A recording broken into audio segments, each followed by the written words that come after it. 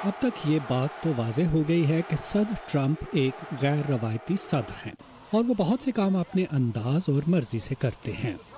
امریکہ کے بڑے اتحادیوں کی جانب سے پرزور اصرار کے باوجود صدر ٹرمپ نے پہلے موسمیاتی تبدیلیوں سے متعلق پیرس معاہدے سے امریکہ کو الگ کیا اور اب ایران جوہری معاہدے سے۔ اوباما انتظامیہ نے 3 کثیر فریقی معاہدے کیے تھے: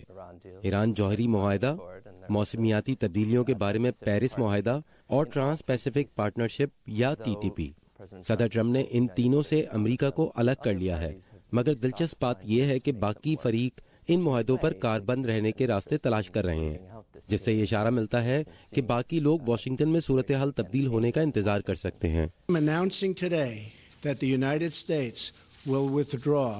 from the Iran nuclear deal. ایسے میں جبکہ صدر ٹرمپ نے ایک جانب ایران معاہدے سے دستبردار ہونے کا اعلان کیا ہے اور دوسری جانب وہ شمالی کوریا سے جوہری پروگرام ختم کرنے کا معاہدہ کرنے کے لیے تیاری کر رہے ہیں،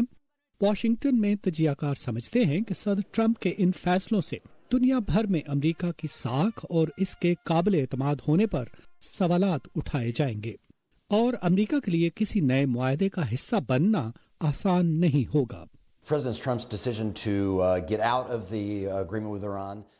ٹرمپ کا ایران کے ساتھ معاہدے سے دستبردار ہونا ظاہر کرتا ہے کہ حکومت نے اپنے اتحادیوں کے ساتھ سال ہر سال کے جامع مذاکرات اور تعاون کے باوجود جو وعدے کیے تھے وہ صدر کی خواہش کے مطابق کسی بھی وقت کسی بھی وجہ سے توڑے جا سکتے ہیں۔ امریکی قیادت کو دیکھتے ہوئے اب کوئی ملک یہ کیسے مانے گا کہ امریکہ ان کا قابل اعتماد اور بااصول پارٹنر ہے؟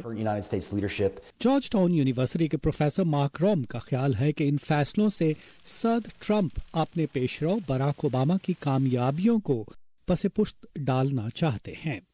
پہلی بات یہ ہے کہ صدر اوباما نے جو کچھ بھی کیا صدر ٹرمپ اسے مسترد کرتے ہیں۔ ایک تو ان کی صدر اوباما کے بارے میں ذاتی خیالات کی وجہ سے، اور دوسرے وہ یہ بھی سمجھتے ہیں کہ اوباما نے جو کچھ بھی کیا وہ ممکنہ طور پر ملک کے لیے کیسے اچھا ہو سکتا ہے، تو صدر ٹرمپ اسے پلٹنا چاہتے ہیں۔ اوباما انتظامیہ کے 8 سالوں میں مشرق وسطیٰ کے لیے امریکی پالیسی اور ایران جوہری معاہدے کے حوالے سے امریکہ اور اسرائیل کی قیادت کے درمیان تعلقات سرد مہری بلکہ کسی حد تک کشیدگی کا شکار رہے، مگر اب دونوں ملکوں کی قیادت ایک دوسرے کے لیے پرجوش جذبات سے بھرپور نظر آ رہی ہے۔